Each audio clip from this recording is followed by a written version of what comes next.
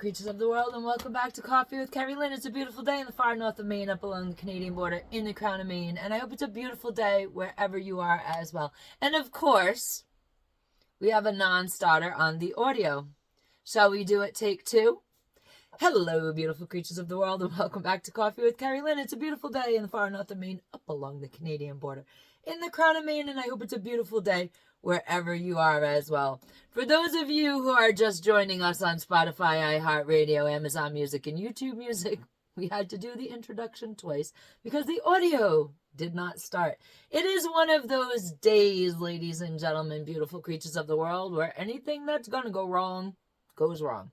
It's just a Murphy's Law day here on the homestead. I don't know. I've been up till all hours of the night. Tomorrow's the new moon, and we're just kind of, the energy is wild, the animals are wild, the weather is wild. We're going to be hitting up into the 40s this weekend here in the far north of Maine, up along the Canadian border, and that is going to be glorious. It sure is. We are going to get some extra snowshoeing done over the weekend, hopefully. How has everybody been? I hope you guys are doing well. Please think about liking and sharing my videos on YouTube and on Rumble. Please subscribe to my channels. And again, if you are on Spotify, iHeartRadio, Amazon Music, or YouTube Music, please follow my podcast and give me a 5-star rating. It costs you guys nothing to give me a thumbs up or a 5-star rating, and it does boost the videos up in the algorithm and lets everybody know, the algorithm know, that people actually do like my channel and want to watch it. We've had controversy on the channel. Yes, we have, ladies and gentlemen. Those are my rabbits. They're in their rabbit room doing their rabbit thing. And dogs. We live on a working homestead. There's people coming, there's people going, there's animals, there's all kinds of things going on the homestead. So if you will excuse me for just one moment, I will go find out what is going on everywhere. Well,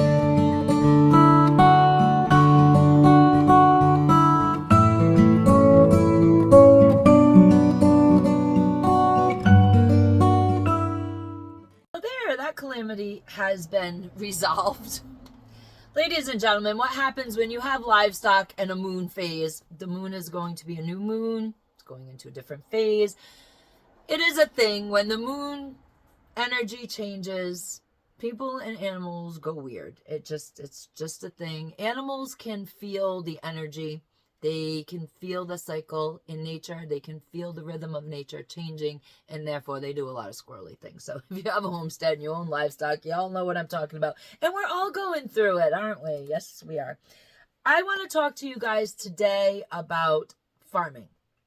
Now, I saw a video where John Kerry has said that farming is a very large contributor to climate change, and we need to roll farming back about 30%. And do you know what that's going to do to people? We're going to see starvation like you have never seen before. Ladies and gentlemen, beautiful creatures of the world, there is a new thing happening, and it is with the farmers in this country. They are being told in many ways. They are being told that they need to produce less. We have just a few places that process our meat in the entire country. And what's happening to the ranchers now is they are getting such lowball prices on their meat that it is very difficult to bring their meat to market. It's an absolute loss. What they're trying to do at this point is, through economic adversity, put the people who produce the food that goes on your table, on your plate, in your mouth, in the mouths of your children, out of business. The one thing that is stopping this from happening, if you speak to farmers and ranchers, they will all tell you there is one thing at this point that is stopping the farming industry from completely being destroyed like it is over in Europe. You see what's going on in Germany with those farmers. See what went on in France. Just look at what's going on across the globe, ladies and gentlemen, beautiful creatures of the world. When you talk to farmers in ag country and you talk to ranchers in the breadbasket of our country, they are telling you the same thing over and over and over again.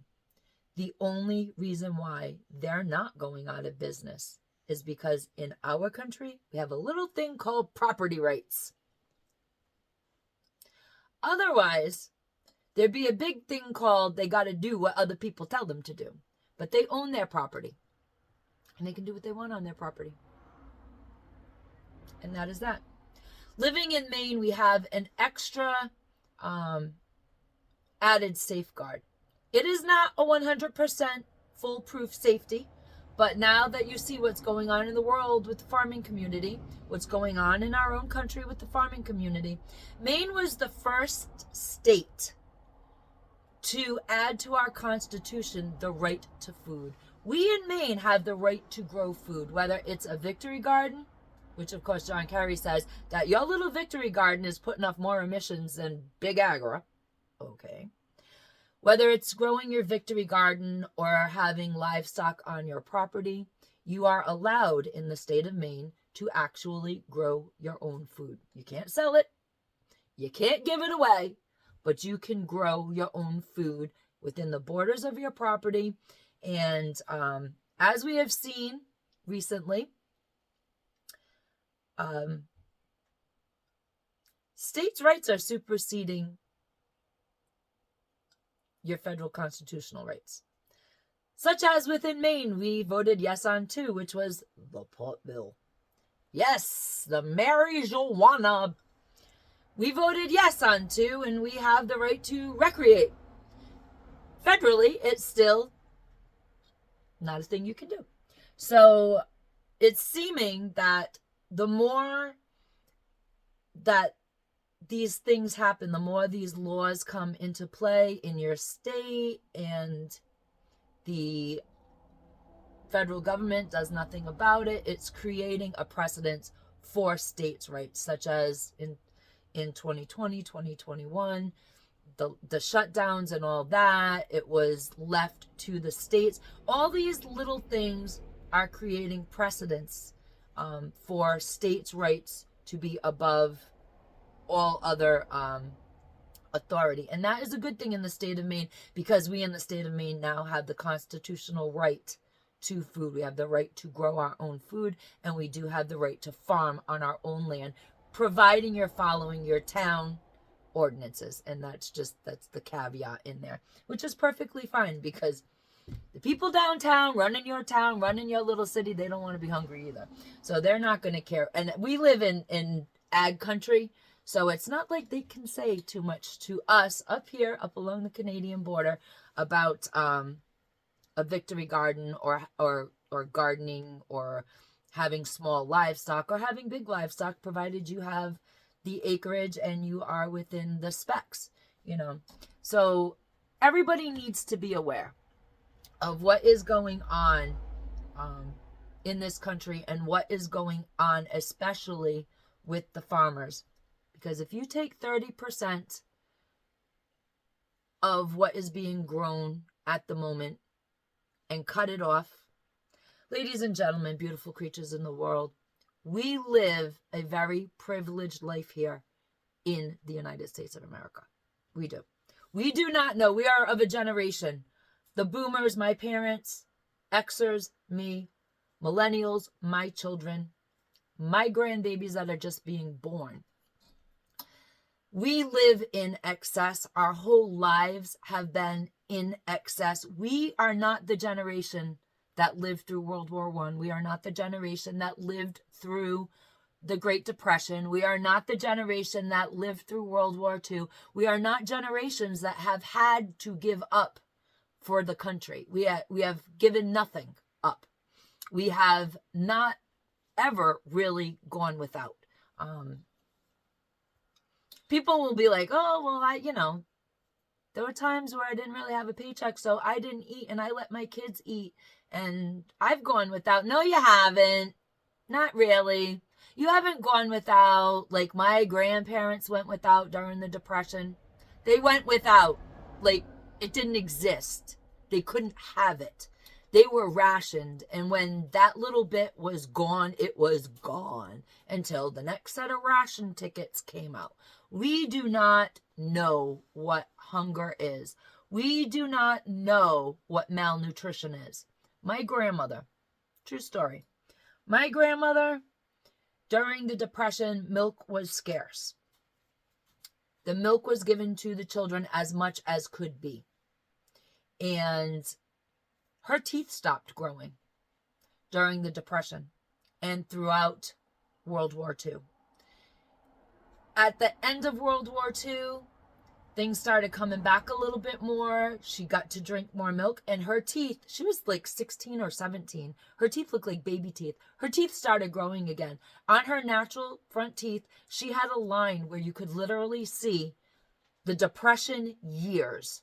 That's when her teeth stopped growing. And then as things moved along, the war moved along, the war was winding down, things were being gotten again within the household, her teeth started growing again.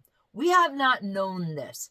My mother, my father, me, my children, my grandchildren, you have never known what true adversity is.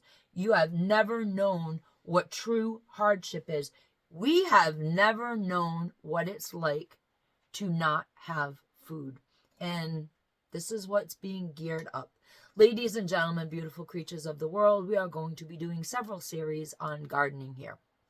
If you have any tips for gardening, please leave them in the comments if you want to share. We are going to work on our seeds coming up very shortly, and we are going to work on our garden, and we're going to do it with you guys.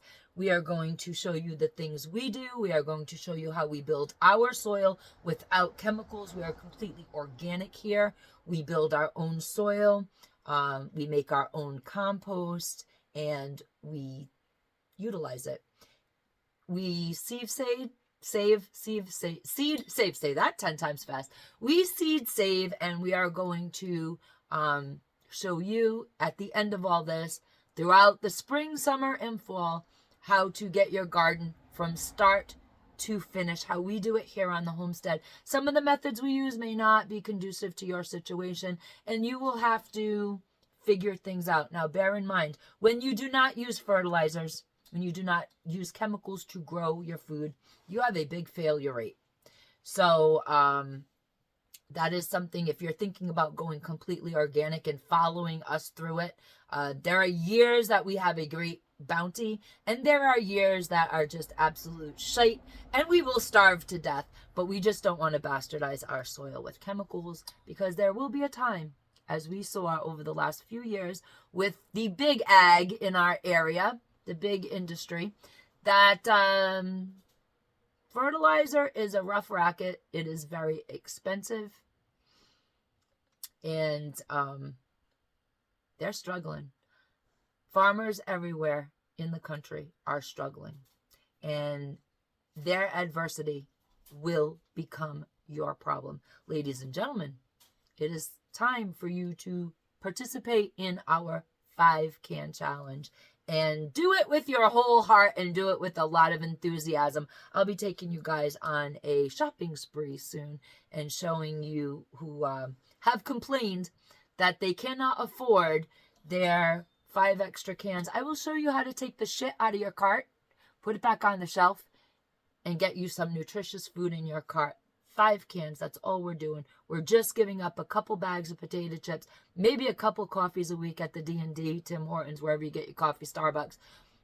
And we're going to replace those items with nutritious food that your family eats. Ladies and gentlemen, beautiful creatures of the world, keep an eye on the world. Keep an eye on the farmers in Germany. Keep an eye on the farmers in France. See what they're doing. Go out, expand your mind, explore.